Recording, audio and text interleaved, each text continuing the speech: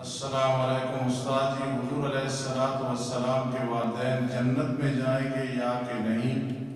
علماء کی مختلف باتیں ہیں، جواب سن لیں۔ میں جب جواب دیتا ہوں تو پوری تحقیق کے ساتھ دیتا ہوں۔ اگر اس پہ کسی کو اعتراض ہو یا کوئی عالم اس کے خلاف کہے تو مجھے بتا دیا کریں، اگر میں غلط ہوا تو میں رجوع کر لوں گا، لیکن میں اپنی طرف سے پوری تسلی کے ساتھ مسئلہ بیان کرتا ہوں۔ جو میں چھوٹا مولوی ہوں، فرق لگ سکتا ہے، آپ مطمئن رہا کریں میری تحقیق میں۔ حضور علیہ السلام کے والدین جنت میں جائیں گے یا نہیں؟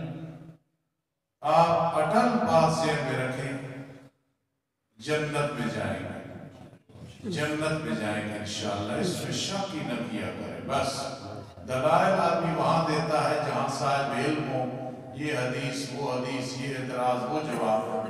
آپ ایک اس فقیر پہ اعتماد کر کے کہیں کہ اگر نبی علیہ السلام کے والدین جنت میں نہیں جائیں گے تو میرا عقیدہ پھر اور کون جائے؟ نام ہی سن لے، عبداللہ، آمنہ، بات ہی ختم ہے۔ رواہ بیکی انہو قال صلی اللہ علیہ وسلم یا بلال لا تؤذن حتی یطلع الفجر۔ اس پہ کوئی کسی ساتھی کو اعتراض کرنا چاہتا ہے کہ حضرت بلال تہجد کی اذان دیتے تھے، آپ مدرسے میں کیوں نہیں دیتے؟ تو بات یہ ہے کہ بیکی طحاوی بڑی معتبر کتابیں ہیں، ان میں ہے کہ یہ حکم بعد میں منسوخ ہو گیا تھا، یہ حکم نبی علیہ السلام کے زمانے میں منسوخ ہو گیا تھا، اس لیے ہم تہجد کی اذان نہیں دیتے۔ ناخن پالش لگی ہوئی عورت فوت ہو جائے تو کیا کرنا چاہیے؟ جب تک ہو سکے اس کے ناخنوں سے ناخن پالش اتارو، پھر غسل کرو۔ ویسے بھی جس عورت کے ناخن پالش لگی ہوئی ہو وہ غسل جنابت کرے یا حیض نفاس کے بعد، وہ غسل نہیں ہوتا، وہ پاک نہیں ہوتی، یہ نہیں لگانی چاہیے۔ اور لگی ہوئی عورت کہ اس کے ساتھ یہ لگی ہوئی ہے، پہلے اس کو کھرچو، پھر اس کے بعد غسل دو۔ یہ جو میں نے مسئلہ بیان کیا پوری تحقیق کے ساتھ کیا ہے، اس پہ عمل کرنا ہے۔ استاد جی کبوتر اور طوطے وغیرہ رکھنا جائز ہے یا کہ بالکل جائز نہیں، یہ نکما کام ہے، وقت ضائع کرنا ہے۔ نبی علیہ السلام نے ایک آدمی کو دیکھا کبوتری کے پیچھے پھر رہا تھا، غصے میں آ کے فرمایا شیطانہ کے پیچھے شیطان پھر رہا ہے، اس میں وقت ضائع نہیں کرنا، نہ کبوتر نہ طوطے، اپنا وقت ضائع نہیں کرنا انشاءاللہ۔ استاد ایک لڑکا بہت اچھی عادت والا ہے لیکن اللہ کے سوا اپنے پیروں کو مشکل کشا سمجھتا ہے، ان کے نام کی نظر و نیاز منت منوتی دیتا ہے۔ میری ایک بیٹی ہے، اس کو رشتہ دے دوں یا کہ نہیں؟ اس لڑکے کو نہیں دینا جو اللہ کے سوا کسی کو حاجت روا، مشکل کشا، نظر و نیاز منت منوتی غیر اللہ کے نام کی دیتا ہے، اسے رشتہ نہ دینا ورنہ گنہگار ہوتا ہے۔ استاد جی لوگ کہتے ہیں کہ موبائل پر نکاح نہیں ہوتا، آپ بھی کہتے ہیں، آپ کہتے ہیں ہو جاتا ہے، اب کون سی بات ٹھیک ہے؟ میں کہتا ہوں نکاح موبائل پہ ہو جاتا ہے، میں نے کئی نکاح پڑھائے ہیں۔ جو کہتے ہیں نہیں ہوتی ان سے ایک سوال میری طرف سے کہنا، اگر کوئی آدمی موبائل پہ بیوی کو طلاق دے، چاہے 3 ہے 1 ہے 2 ہے، پوچھ لو طلاق ہو جائے گی یا کہ نہیں؟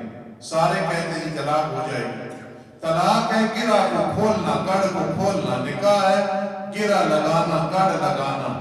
تو طلاق ہو جاتی ہے تو نکاح کیسے نہیں ہوتا؟ آپ بے شک پوچھیں، ایک آدمی ٹیلی فون پہ طلاق دیتا ہے، وہ طلاق ہوگی یا کہ نہیں؟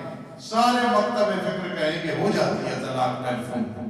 جب طلاق ہو جاتی ہے تو یہ تو گرہ کو کھولنا ہے، تو گرہ کو باندھنا بالکل نہیں۔ ہاں یہ تسلی ہو کہ آواز کسی اور کی نہ ہو، پورا نکاح پڑھنے والا تسلی کر لے، وہ نیٹ پہ پڑھے، موبائل پہ پڑھے، بالکل نکاح ہو جائے گا۔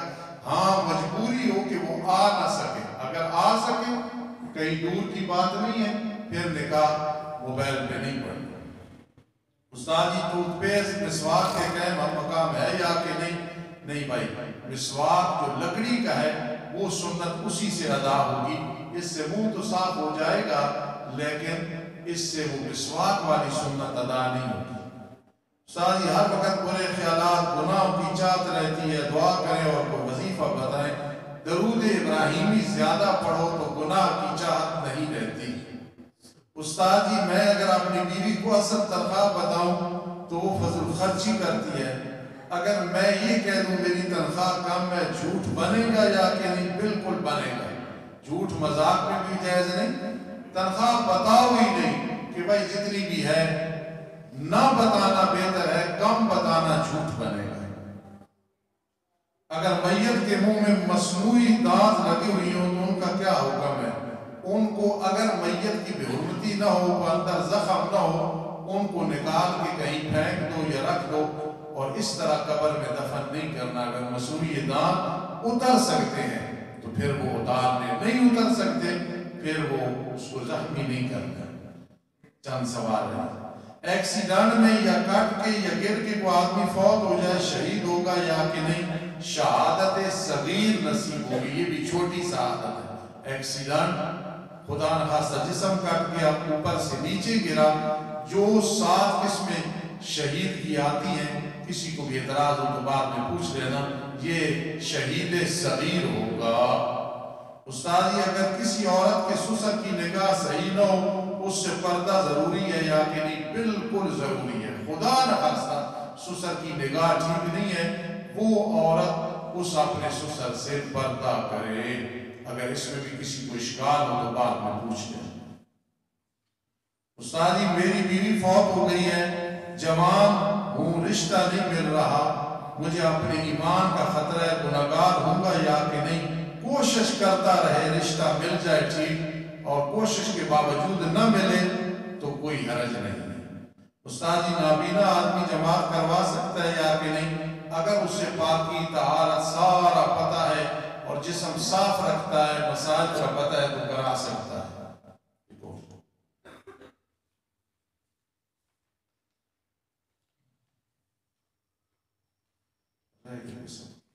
جی یہ جو اخبار زمین پر پھینکا جاتا ہے، اس پہ اللہ کا نام ہوتا ہے، بھائی نہیں پھینکنا چاہیے، جہاں ملے اللہ کا نام اسے اٹھا۔ جو شادی والے کارڈ ہوتے ہیں ان پر اللہ کا نام، ان میں بھی احتیاط کرو، بالکل احترام ضروری ہے، اس میں حرمتی سے وبال آتا ہے۔ جب انسان فوت ہو جاتا ہے تو نکاح ٹوٹ جاتا ہے، نکاح ٹوٹ جانے کا مطلب یہ اس کی روح چلی گئی لیجین یا سجین میں، جسم دنیا میں ہے۔ اب نکاح ٹوٹ جانے کا مطلب یہ ہے کہ وہ خامد بیوی نہیں ہے۔ قیامت کے دن اگر دونوں مومن ہوئے انشاءاللہ اللہ تعالیٰ پھر خود نکاح پڑھا کے پھر انہیں جنت میں بھیجیں گے، کیونکہ دنیا کے ساتھ نکاح کا تعلق ہے، اس لیے یہ ہے، ورنہ وہ خامد بیوی ہوں گے۔ ہاں خدا نخواستہ ایک مشرک ہے، ایک مومن ہے، وہ خامد بیوی جنت میں اکٹھے نہیں ہوں گے۔ وہ عورت مومنہ ہے تو کسی مومن کو مل جائے گی۔ انسان جب عمرے کے لیے جاتا ہے وہاں نماز قصر کا کیا حکم ہے؟ اگر 15 دن رہنے کا مکہ المکرمہ یا مدینہ منورہ ارادہ ہو، ایک سوال رہے مدینہ منورہ ہو تو پھر 15 دن کا پھر پوری پڑھنی ہے، ورنہ نماز قصر پڑھنی ہے، اور امام کے پیچھے پڑھنی ہے تو پھر پوری ہی پڑھنی ہے۔ سنتے نفل ٹائم ہو تو پڑھ لے، نہ پڑھے تو کوئی حرج نہیں۔ صبح کی سنتیں بھی ضروری ہیں، وتر بھی ضروری ہے۔ استاد جی میں اس مسجد کا مستقل نمازی ہوں، نہایت مؤدبانہ گزارش ہے کہ بزرگ حضرات کہاں جائیں، کرسیاں مسجد میں ایک جانب رکھیں، صف کے درمیان، بھائی ایک سائڈ پہ رکھیں، وہ صف کے درمیان میں نہ رکھیں، ایک سائڈ پہ کرسیاں رکھ کے اپنی نماز پڑھیں۔ اللہ پاک توفیق نصیب فرمائے۔ عطا الرحمان صاحب نے جو بات کی ہے اس بےایمان عورت کے بارے میں جس نے صدیق اکبر رضی اللہ تعالیٰ عنہ کی گستاخی کی ہے، ایسے لوگوں پہ ہم 1000 دفعہ لعنت بھیجتے ہیں۔ یہ صحابہ کا جو دشمن ہے وہ ہمارا بھی دشمن ہے۔